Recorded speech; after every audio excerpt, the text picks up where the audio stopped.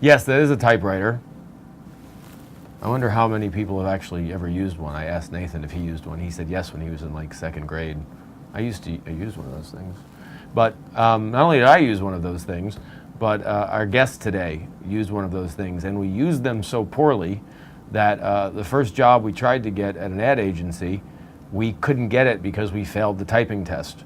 Paul Venables failed the typing test too. He is the founder and creative director at Venables Bell.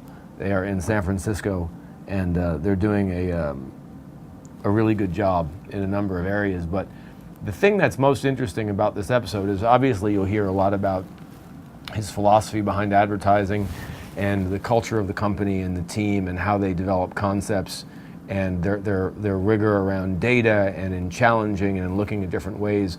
But one thing that may be really interesting is, I've said before that entrepreneurs incubate in big companies.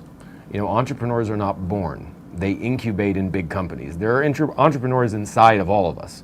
And his path is an interesting one. It started here. It started with him failing a typing test. And then his next job was at some relatively small agency where he answered phones. So that's what he started doing. He started answering phones. Then his next job, you're right, there's nothing here because that company's not even around anymore. But then he moved on to another agency, which was Corey K. and Partners.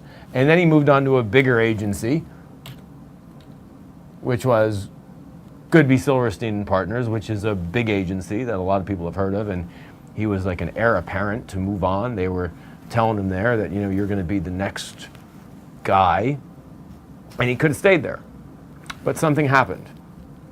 And he kept his eyes open the entire time and over-delivered and always had in his mind the belief that one day he could do something on his own.